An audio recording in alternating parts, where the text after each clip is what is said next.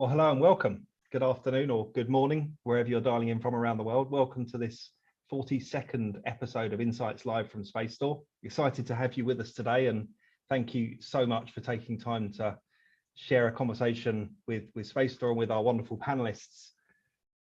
The topic that we're covering today is around the whole subject of experiential design. But we wanted to welcome you, whether you're dialing in via the Zoom platform or whether you're dialing in via LinkedIn Live. And as you make yourself comfortable, as you get logged in, perhaps we'll just do a quick round of introductions and you can get to know our panelists, their background, their roles. My name's Alex Harvey and I'm a VP of Strategic Accounts here at Space Store, based here in London in the UK. And what you can see behind me is our London Design Centre. So very excited to be joining you from London. Perhaps we just work our way around the panelists. Katie, do you want to give yourself an introduction and perhaps some of the background and context of the work that you do? Sure. Hi, everyone. My name is Katie Kosick, and I am the workplace design lead at DoorDash. I help to manage and coordinate all of our corporate builds, so working with the architect, contractor, furniture vendors, kind of bringing everything together to create amazing spaces for our employees. That's great. Thanks, Katie. Thanks for joining us. And then Stephen, perhaps you can introduce yourself. Hello, everyone. Stephen Burgos, Design Director of Interiors here at HOK. I sit in our Miami studio, and my role is really to work with clients like Katie and Carol, reimagining their spaces, bringing the best of, thought leadership around workplace design, and then, implementing solutions like, Space Store and projects. So great to be here. Great. Thanks, Stephen. Glad to have you with us and looking forward to hearing your insights. And Carol, perhaps you can introduce yourself. Yes, good morning. I'm Carol Waldman. I'm the Director of Global Facilities and Real Estate for Hootsuite, one of the world's top social media management platforms. Although I have no formal training in design, I've always had a passion for all things design. And I'm fascinated by the role that the office plays in the employee engagement ecosystem. So I am so honored to be here this morning. It's morning for me. I'm in Vancouver with Stephen and Katie, and thanks so much to Laurel and the Space Store team for including me. Great, thank you, Carol, and thanks for joining us to all of the panelists. We appreciate it. And then we have Gordon McDonald as well with the Space Store team. Introduce yourself, Gordon.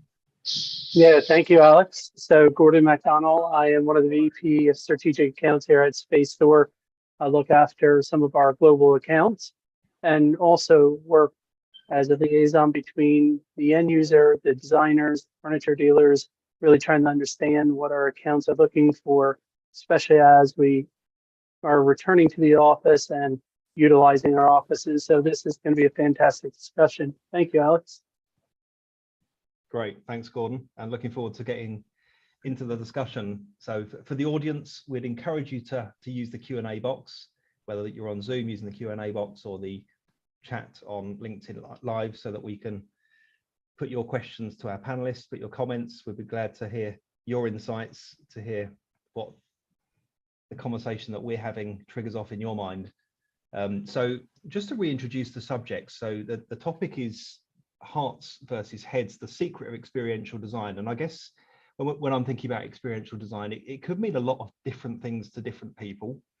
I'd love to just hear the three panelists, maybe just to give a quick description of what's your view of experiential design. What does it mean to you and to your organization? And Carol, I know you touched on it in the employee experience in an overview of what you do. Perhaps you could just give us your thoughts around how you would define experiential design and how does that maybe differ from traditional workplace design?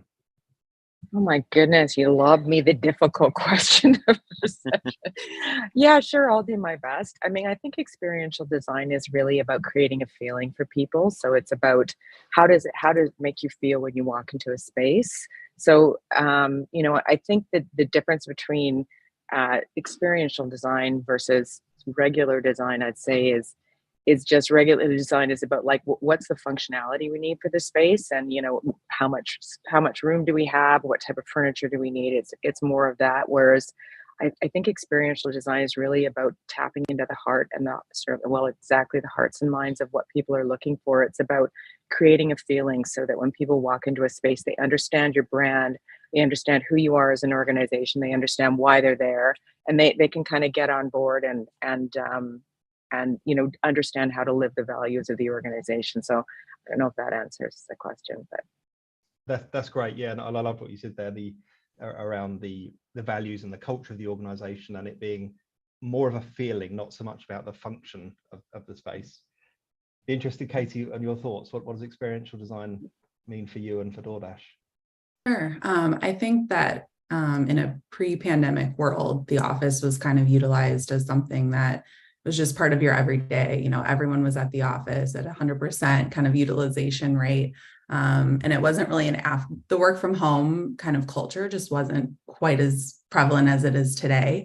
And now kind of in this pre or post-pandemic world, we're kind of looking at the office as more of like a tool. So how do we create these, we call them at DoorDash, moments that matter? So how do we get people to be encouraged to come to the office, to want to come back to the office when we've been living in this kind of different reality for the last couple of years?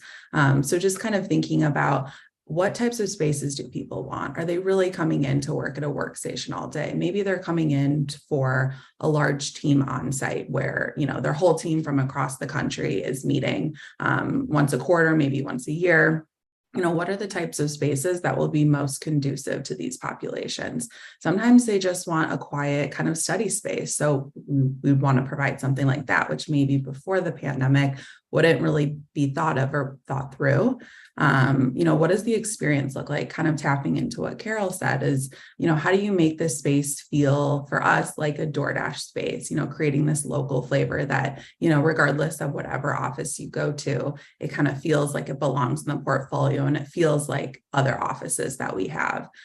So kind of allowing the employees to be a little bit more empowered in the design and really understanding the feedback of what different populations of our employees are looking for. Because fortunately and unfortunately, all of our offices look a little different because the employees kind of want different things when they are going into the office. That's really interesting. I'd love to loop back around some of the things you said there and perhaps further into the conversation, because it generates some very interesting questions and thoughts. But Stephen, I'd be glad of your thoughts from, you're coming from a slightly different angle, from the interior design and architecture angle.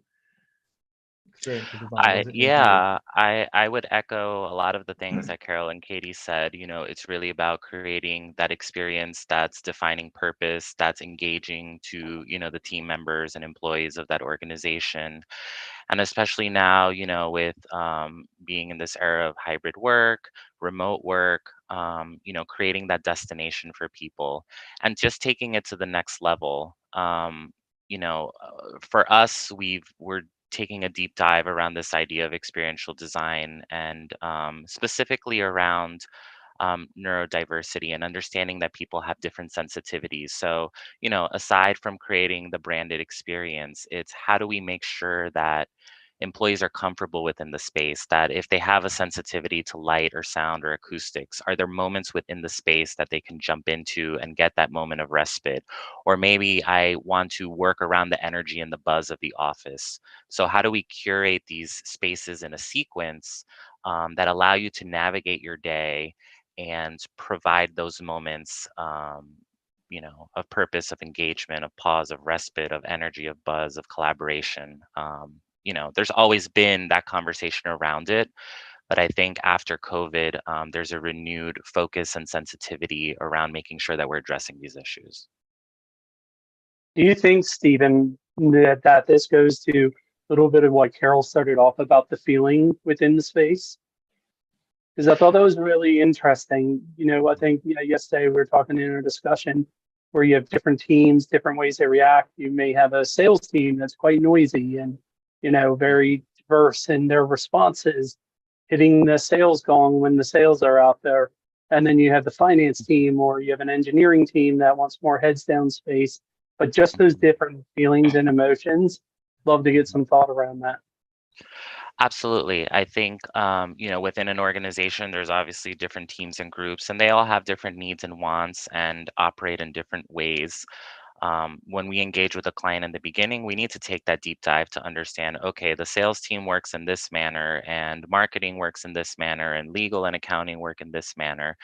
And so it's, what we're seeing in terms of design for workplace now is that it's not a one size fits all. We really have to take a deeper dive into that micro level and understand at the department and at the human person level, what are the needs?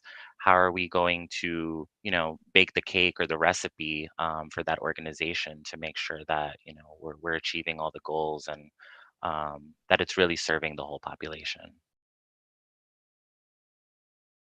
Super interesting. And I know we were discussing yesterday, weren't we, both Carol and Katie, around how hybrid working is impacting on, the way many clients are working, but specifically around the way your organizations are working.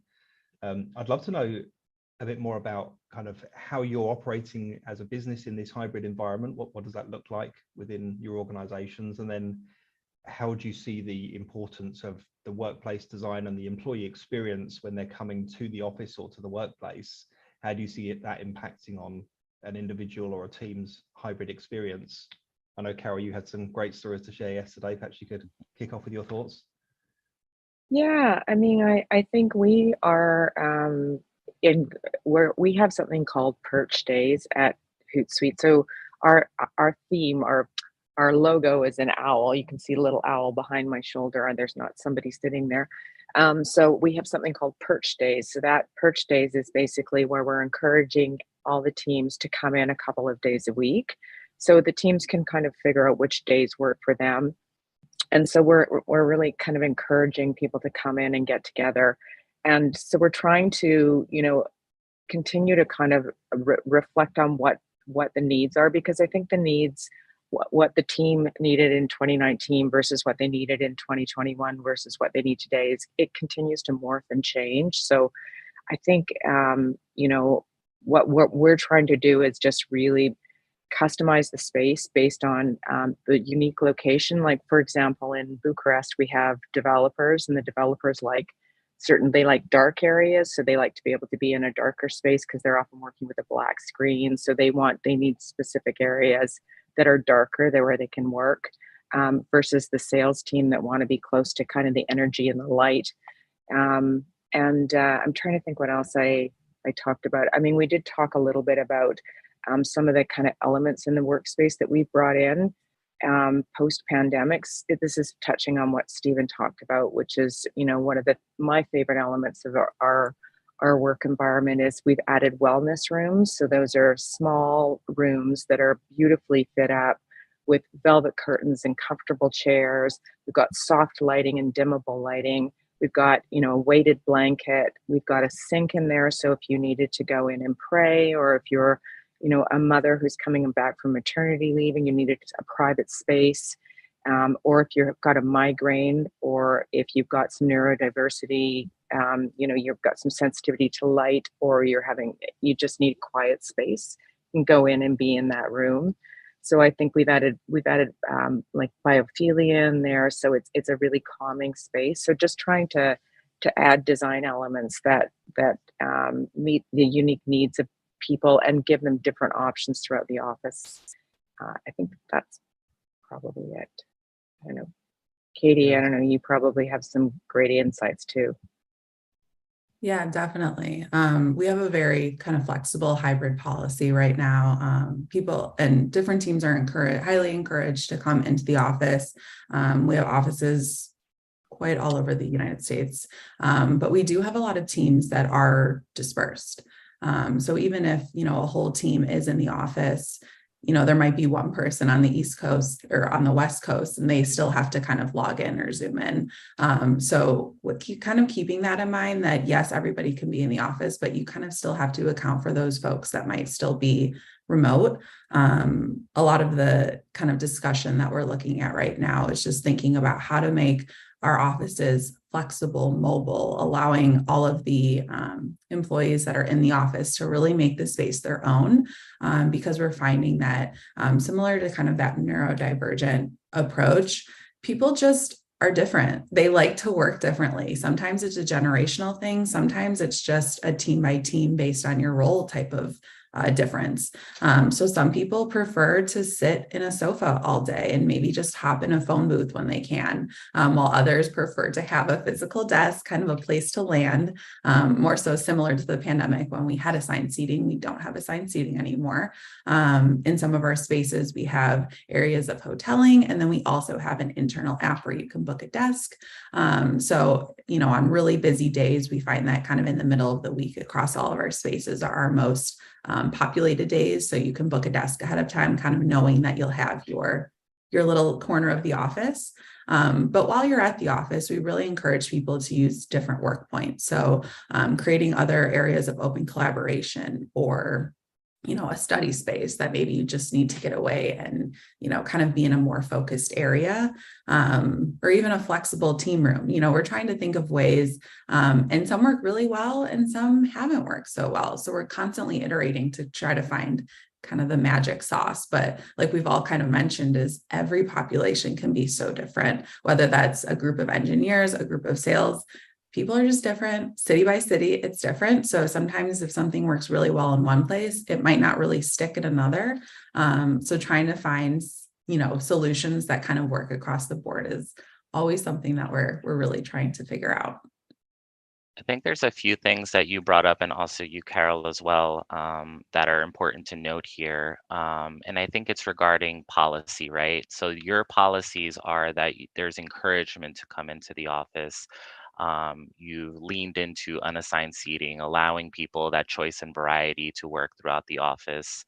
And, you know, from our perspective, what we're finding is organizations that don't have that clear policy in place, or, you know, instructions, I guess, to their teams about, you know, how to navigate this current climate of, you know, coming back to the office, working remote. You know, the catchphrase is, you know, insistence equals resistance, right? Getting that buy-in from the team, using the change management levers within the organization, and leading by example, I think are really kind of key to, you know, driving that you know, return to office, we'll call it, or, you know, utilization of the office now as a tool versus, you know, mandating somebody to be there. Definitely. And I will also add that there are a lot of people that really enjoy coming to the office. I think sometimes that gets lost in the conversation of people feeling like they're pushed back and are forced in a certain number of days. We have plenty of employees that really enjoy our spaces and love being, you know, with their team. A lot of younger employees who maybe have never had an office experience, they're recently, you know, graduated, where they just want mentorship, or they just want to be around people because they're lonely at home. But, you know, we want our spaces to feel welcoming enough that make it feel like if this can be part of your routine. You know, you don't have to feel like, you know, oh, I guess I'll go in to see somebody. It should be definitely more encouraged than that. Yeah, the only other thing I would add is we're a dog-friendly workplace, so I think that also encourages people to come into the office. They can bring their dogs here. People love having the dogs in the office, so that I think that's been great. The other thing we've tried, which has actually worked better than I'm surprised at how well it's worked, is we've added some areas where we've added kind of vibe music. So we've put some speakers in, and we've added some kind of like jazzy, chilly kind of, it's not super in your face music and not a lot of Justin Bieber, but adding sort of elements in, like we've added speakers into the washrooms just to give everybody a little bit of acoustic privacy, because we all need that. And also we've got kind of like little bistro area where we've got like a small kitchen in, because our office is so big. So we've added just like elements of music into some parts of the space, which has really brought a different vibe. So it feels more like a cafe, which has been actually it was like a cheap and cheerful solution, and it's actually worked much better than I thought it would. So yeah, that's really interesting, Karen. Just kind of segueing from one of the questions we just had in from the audience, I'd love to hear kind of your process. The question was, how would you recommend gaining insights from employees about what spaces they want in the office? So reference to the wellness area that you mentioned, how do you know this is the right space to create? So I guess kind of spinning off that, my additional question would be, well, the things that you've brought in without your employees asking for them, you know, you've surprised them with something different that maybe they didn't expect. So love to know the kind of process that you went through for all those different aspects when you were thinking about the design of your workspace. Are you talking, is that for me? Yeah, perhaps if you Or could is that kick off for, your thoughts, that'd be great, Carol. Yeah. yeah, I mean, I think we have done surveys of employees, and so we've asked, like we do an annual employee survey. So we've asked questions about what works in their space, what doesn't work. So pre-pandemic, I mean, it was such a different environment. We were, a 10-year-old company. We had, like, the space that I'm working in right now, which is 27,000 square feet. We had 300 desks that were what I affectionately refer to as racked and stacked like sardines. And I think we had 10 meeting rooms, and everything else was just a sea of desks. And it was crazy to come in here, and the desks were not good quality. We had old kind of chairs that had food all over them. So, we focused on kind of ergonomics. People had been asking for ergonomics. They wanted better quality chairs. They wanted sit-stand desks. So when we did our redesign here, we de-densified the space. So we took out about 200 desks. So we now have about 110 desks in the space. And then we have collaboration tables, which are more, hot desks where you would come in, you'd sit down with your team, you'd collaborate for a while, and then you can go to a different space.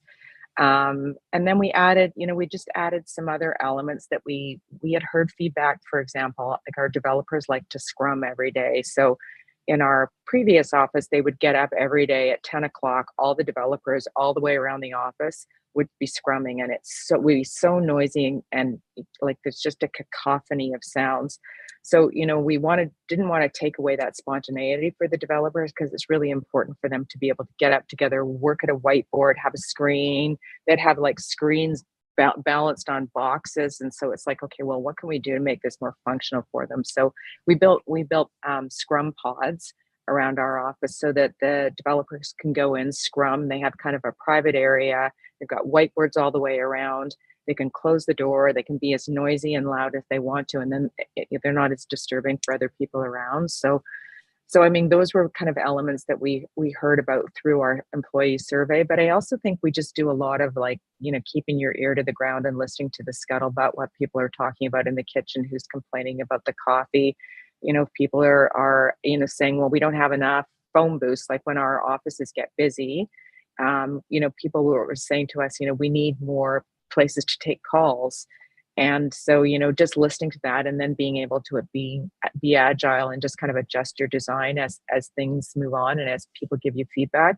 We also have Slack channels for each of our offices, and our employees are not shy about providing feedback, which is great because it allows my team to take that feedback and incorporate it and try to address whatever's coming up. So yeah, that's probably what I would say.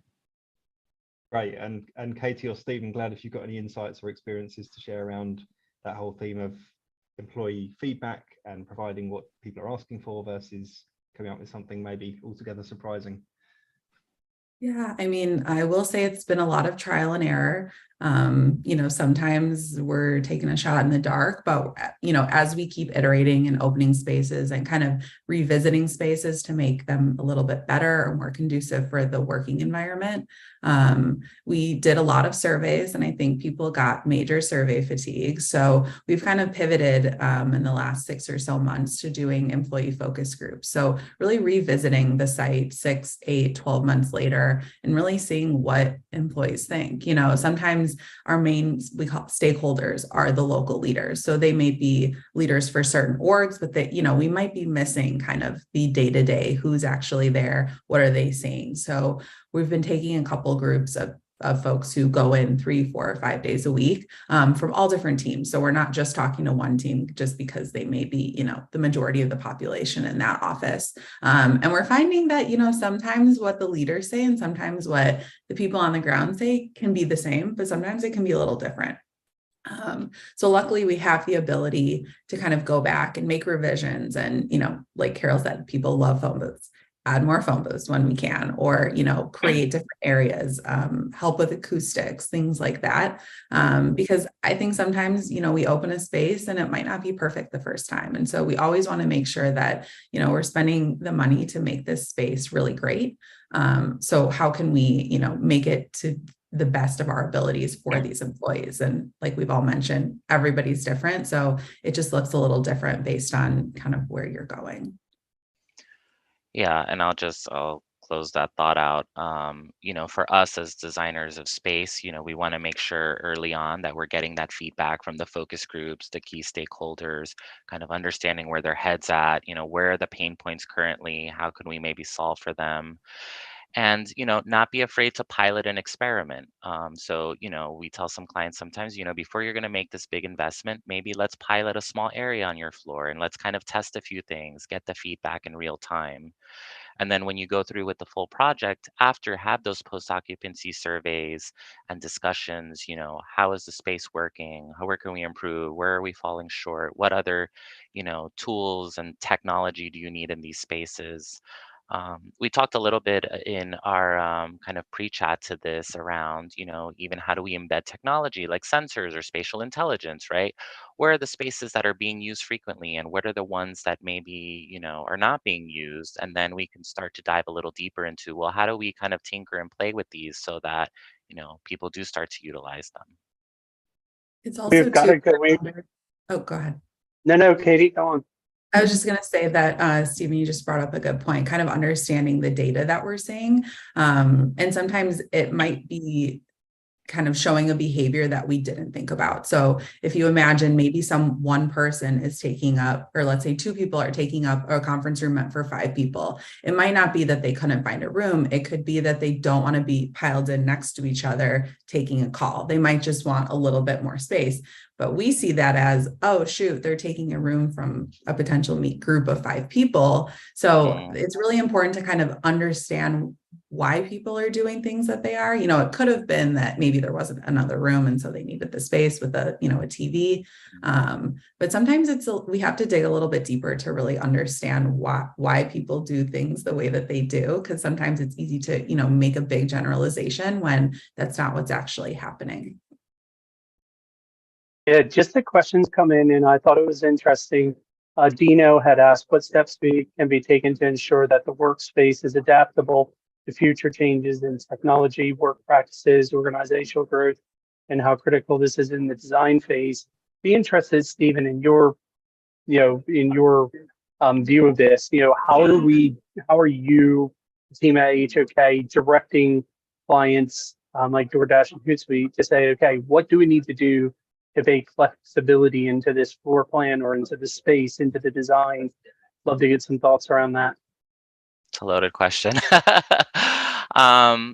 What I could say is, I'll give our own personal example.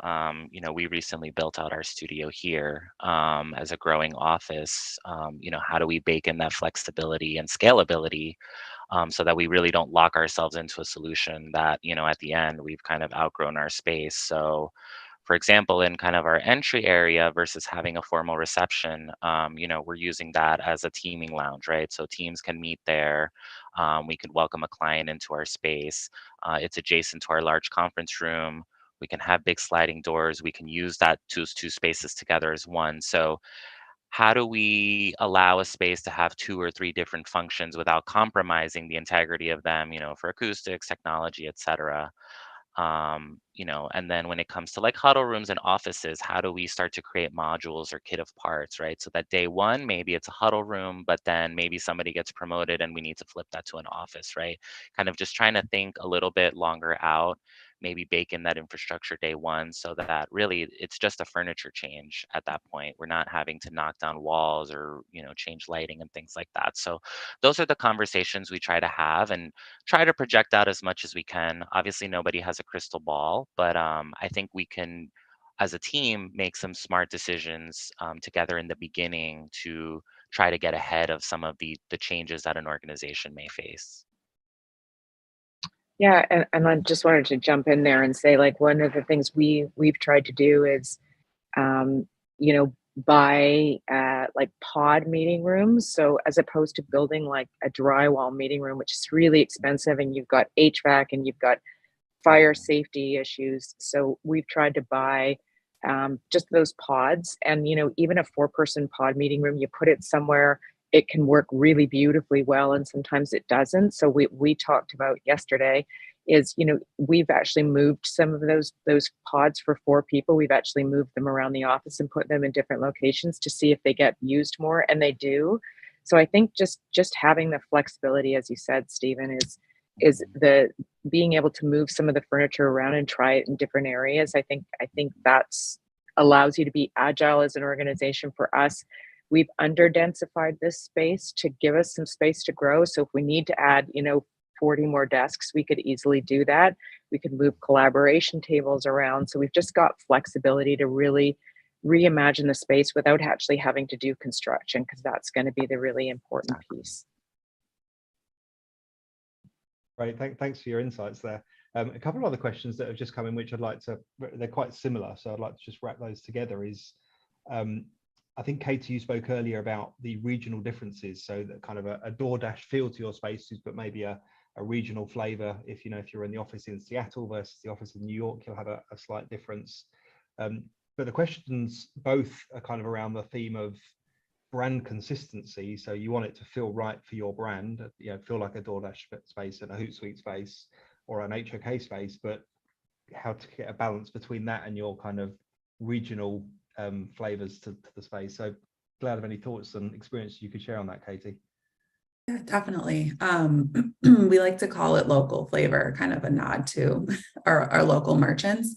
One of the challenges that we have is sometimes, we're not coming into a shelf space every single time, or we have the ability to kind of determine, oh, this is great for this type of artwork or this experiential kind of graphic. Sometimes we're slightly limited, which is why we want to be the most, we want to take great pride in our brand and our logo and things like that. But we also don't want to push it down people's throats where it becomes kind of kitschy. So we've kind of identified some elements really out of our headquarters in San Francisco that have really become part of the portfolio. So this includes a logo. This includes the privacy screen on conference rooms. So some of the accent color of paint. So when people come and visit different offices, which we have a lot of people that, again, like I said earlier, the teams are really spread out. So sometimes people are traveling all the time just to visit team members. And we really want that experience to feel very equitable, feel very similar, that that you're in a DoorDash space. When we're looking at specific offices, like for example, we have an office in Seattle. One of the really cool kind of things that we did was all of the conference room names were local merchants. So whether that was a restaurant or a different type of business, it really kind of grounded that office in, oh, let's meet in this room. Oh, isn't that a merchant name? So it kind of brings it back. We do that in a lot of our spaces. We also did like a big kind of map of Seattle and kind of the surrounding areas where you could go and, pin your favorite merchant on the map. So if I was visiting and I didn't know what I wanted to order for lunch, I can go and see, oh, that's kind of cool. These are everybody's favorites, or, it kind of like gives that nod back. Their logo also had this really cool kind of like wood stump like pieces that kind of created like the big DoorDash logo. So little things like that kind of relate back to the brand as a whole, but still made it feel very like you're centered in Seattle. And so we've kind of done that in all of our different spaces in the hopes of not being too cliche with the brand, but it's definitely something that we're continue to kind of iterating, because sometimes offices are a little more public facing. So we can't really go too far into the weeds with some of the brand identity just for kind of confidentiality, but especially in kind of that entry sequence, that's where you'll see most of those things. I think you touched on some great points, and I think an easy way, or low-hanging fruit, I'll call it, to engage, the office and the team is, on some of those little nuances like conference room naming. What we're seeing a lot now with clients is, personalizing the space, stylizing, getting those little tchotchkes or accessories for the space that really make it feel homey and personal to that team and that group. I could speak for our office when we were kind of imagining, how we wanted to convey the HOK brand, but also make it feel locally relevant to Miami. We baked in subtle details like some arches in our coffee point pantry space. We're in a kind of a little more historic area of Miami called Coral Gables, so we find that architectural vernacular, out in buildings. So how do we bring that into the space? Scallop tile. We added some splashes of color on some of the distraction bandings for the offices. So things that we could like kind of ground the space in the local, but not kind of be married to it, and we can, you know, have it evolve over time. So things that could maybe be easily changed or swapped out. Does this really go back to that whole point that Carol you raised earlier about the feeling? You know, it's the heart and the mind of a place. I was talking to a global financial client not that long ago, and she said one of their challenges is how do you bring the heartbeat back into the office? You know, those heartbeat spaces, whether it's the cafes, you were talking about it, music within the barista area. And I think, what all of you have said is perfect examples. These are examples of how we draw, this is what we're coming back for. And Katie, I love that point about, going up to a wall and seeing where fellow colleagues say, this is a great place to get Thai food, or I'm visiting Seattle, what's a great fish and chip shop, or whatever it may be. But I'd love to understand a little bit more. How do we bring feeling? What's back into the space? Carol, Yeah, any further? that is the million dollar question, Gordon, isn't it? Really, it's. I think it's. It's about, like, for our team, we've got.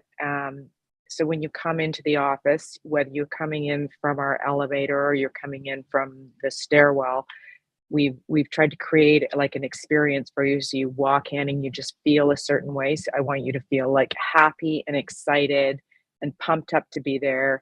My team, I've got a couple of my team members that sit in the front desk area. So they've got some vibey music going on. They're really friendly. So they're going to greet you, whether you're a visitor, a customer, or whether you're an employee or maybe a potential employee.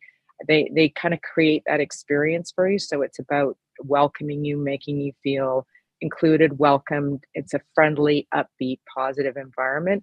It's not easy to bring the heartbeat back into the office, and I think we're all doing our best with it. And I think there's no perfect solutions, but some of the things that we've tried to do, which I'm sure that none of this is revolutionary, but it's around bringing food into the office. So we do we do catered lunches once a week, and they're pop-up lunch, they're surprises. So it's like, if you're in the office, we just send a Slack message saying there's free Indian food. We had Indian food yesterday in the office, like beautiful Indian food. The other thing we've done, which is like honestly cheap and cheerful, but surprisingly has had such a positive impact, is we've got snack canisters. So we've bought, again, none of this is like completely revolutionary, but we've bought snack canister, we've got jubes and Smarties, and we've got, nuts, and we've got, chocolate covered almonds. And I'm surprised at how much buzz that's created in the kitchen. People go, and we've got little cups, you can go in and help yourself.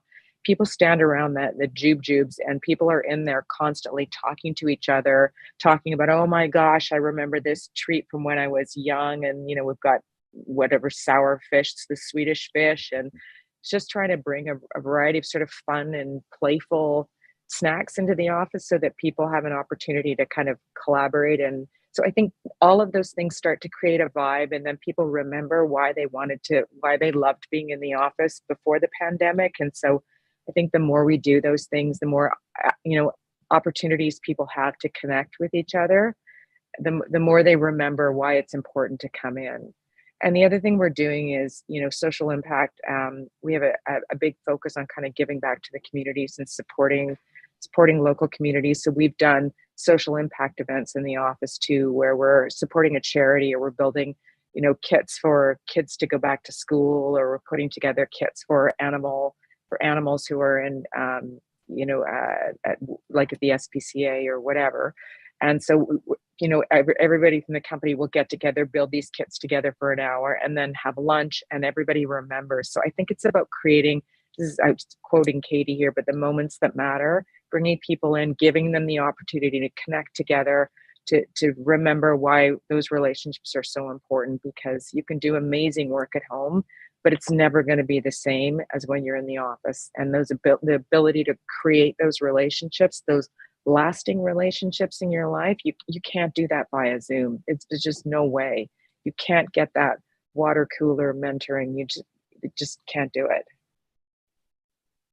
Yeah, that's fantastic. And I think that really, we're seeing that across, multiple arenas of different types of work where you just can't recreate that, over a Zoom or Teams meeting. Yeah. I had another, go on, I was Katie. just going to say, we do a lot of the same things that Carol kind of mentioned. Some of the other things that we've started doing, every month we have an all hands meeting, and our CEO actually travels to different offices each month so that there's kind of an in-office event. They'll have breakfast or lunch based on the time of day. And it really gets people in, because I think sometimes when you are remote for so long, you kind of lose that kind of company culture, or like you don't necessarily feel like you're part of this kind of larger picture. So kind of having leaders in the office always gets people really excited, either to meet them or just kind of pick their brain on things. One other thing that we do, we have a program called We Dash. So every year, all DoorDash employees are actually required to dash. So we get kind of the experience on both sides. So you can either be like more of a support role, or you could actually go into the field and pick actual customers, food up and deliver it to them. Cool. It's really fun, and it's great to kind of see the other side, because sometimes, at least in my role, you kind of aren't as exposed to that side of the business. But they've just started hosting We Dash days, so they'll get a group of people to come to the office, and they'll all kind of go around town for half the day and complete those dashes. And it's just kind of something that you get to meet other people that aren't on your team but are also in your office. So it kind of encourages you to kind of branch out beyond, meeting with the same people every single time. So sometimes, although that isn't physically in the office, it kind of still gets people excited to kind of just go and meet new people. Great, I love that. Sounds really fun. But one of the other thoughts I was just turning over in my mind and kind of segueing a little bit off what we're talking about here is you've got the employee experience, which is obviously really important, and you need to almost continuously excite, engage, create those moments that matter, those experiences that remain in their memories. But have you taken any approaches around visitor experience, or maybe other types of users of the space, maybe potential recruits who are thinking about joining your organization, and how the design of your space and the experience of visiting your space could impact on some of those groups?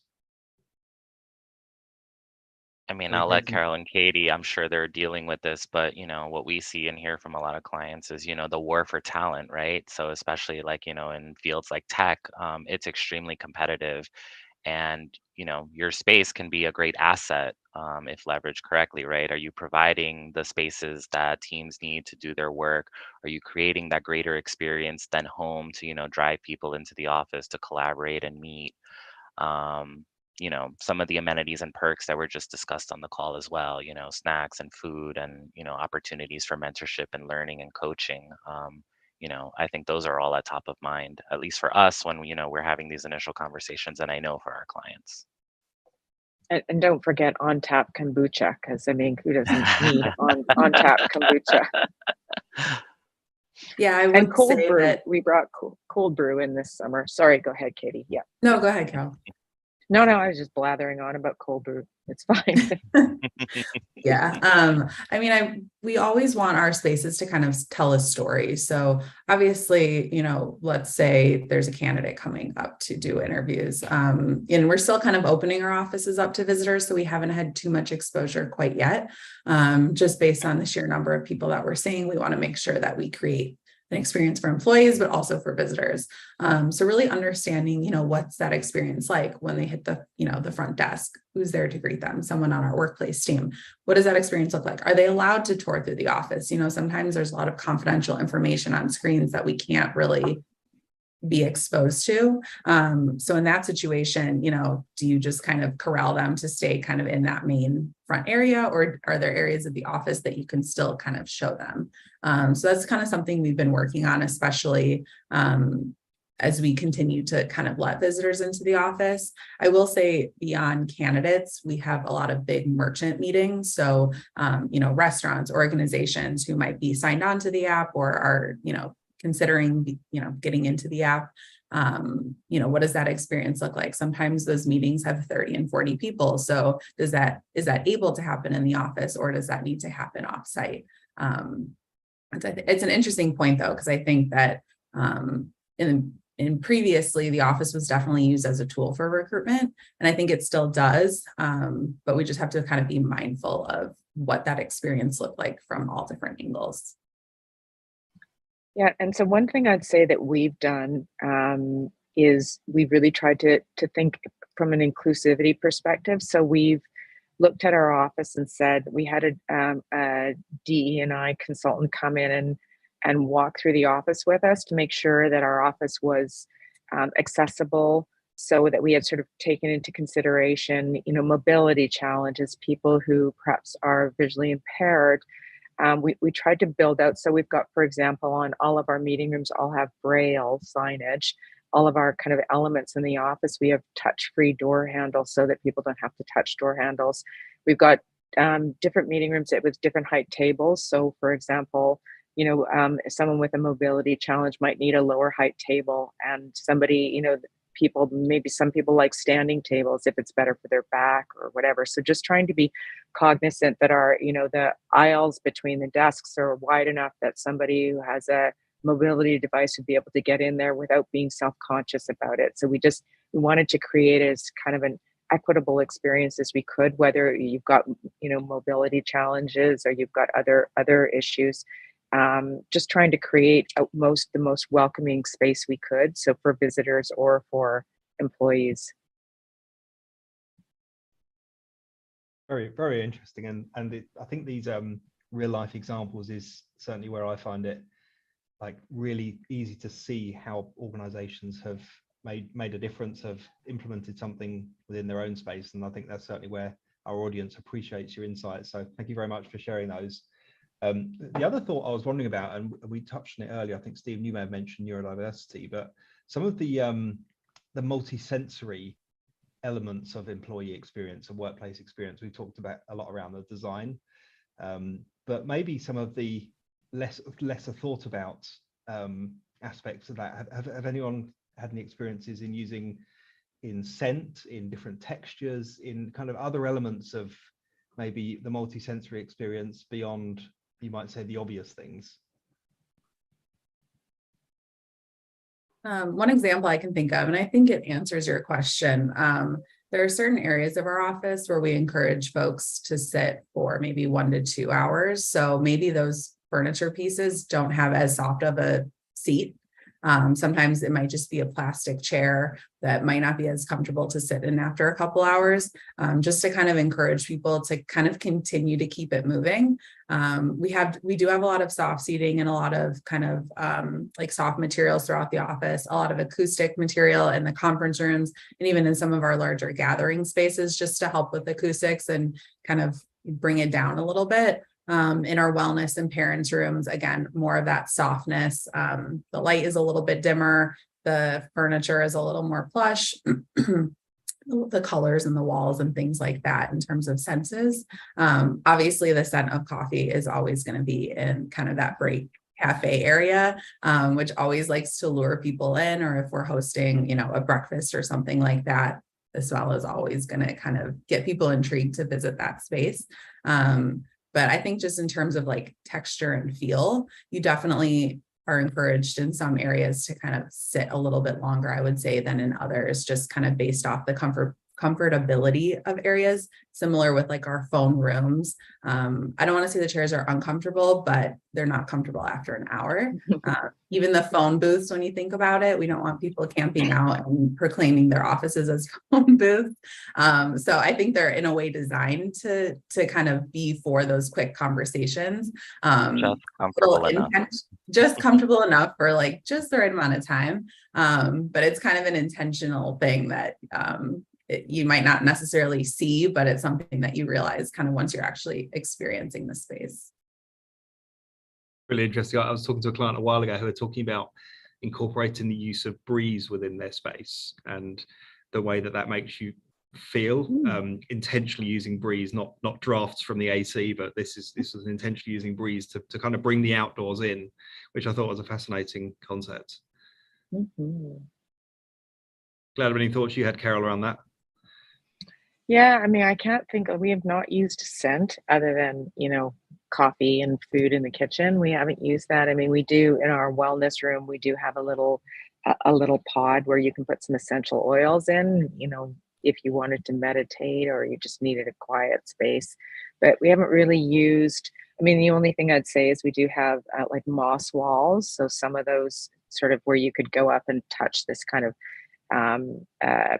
yeah, it's these beautiful moss walls that are kind of artistic. We do have them in a number of our spaces around the world. So in our Montreal office, for example, we have a beautiful, it's like I'd call it a moss sculpture. So it's, you know, it's a piece of art, but it's also text. So you could go up and touch it. It's got some really interesting texture to it. I mean, I would suggest you don't touch it a lot, but yeah, so I don't know that we've used a lot of other than like in some like our wellness room, we do have velvet curtains specifically because we wanted to kind of create like a little warm hug for you. So you can, the velvet curtains kind of surround the room. Otherwise, it was just this big kind of white box. So we thought, well, what can we do to make it more intimate feeling? So we added kind of really lush, soft curtains. And so I think that would probably what I would say what we've done from a texture perspective. Yeah, it's really interesting. Just here in the final minutes, one of the things that I love to ask of each of you is, you know, if there was one thing you could do to encourage your associates or, you know, words of advice as to why the office is great, you know, what makes a difference in a day coming into the office. You know, so I'll start with you, Carol. What would those words be to help, you know, breathe life back into the office, bring the heart and mind of our associates, and, you know, utilize this great asset that we have? Yeah, I mean, I think trying to create fun activities for employees to participate in. So one of the things we do is every couple of months we do like a social on site. So we have beer taps on site because we're a tech company and that's what tech companies do. The beer taps are not open, however, during the day, I'll just add, and they're not open freely anymore like they used to be in the old days.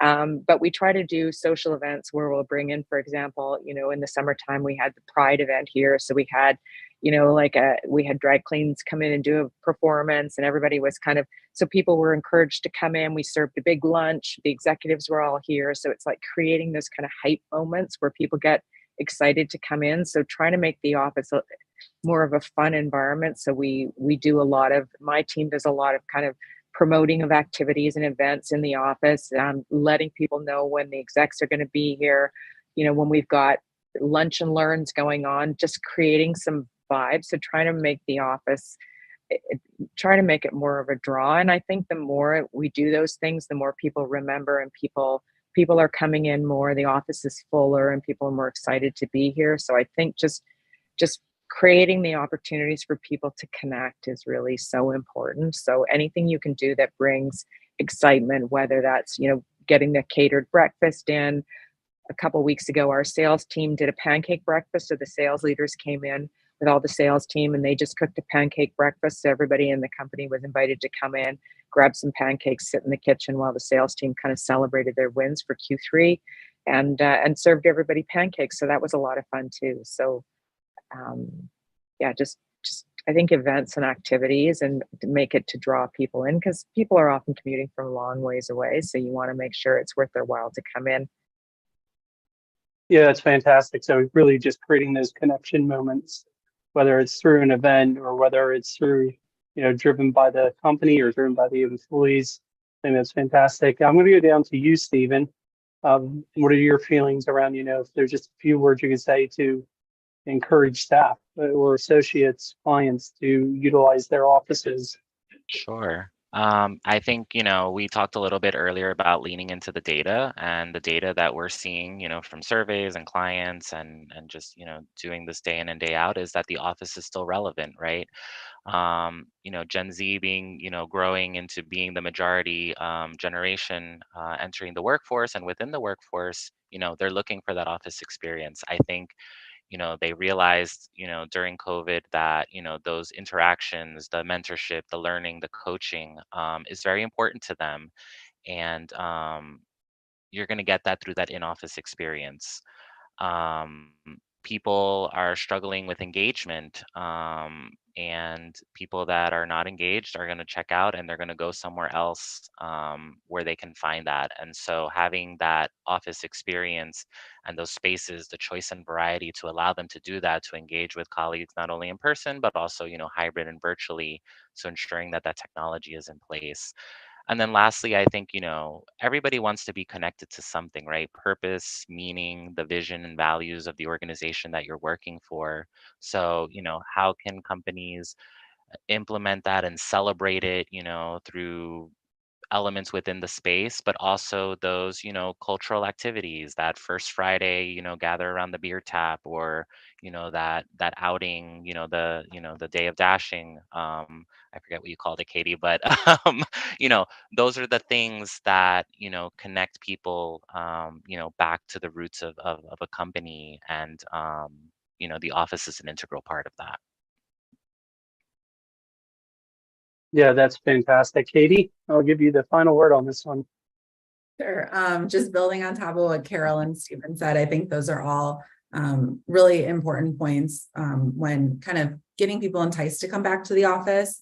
I'd also add that it's important to kind of promote the spaces in the office that give an experience that you wouldn't get at home. So I know you don't necessarily want to be sitting in a conference room for half your day, but at least you're with people, promoting team spaces, flexible training rooms, the cafe, a study, even a phone booth. I think some people don't want to come to the office and sit at their desk because that's kind of what their experience looks like at home.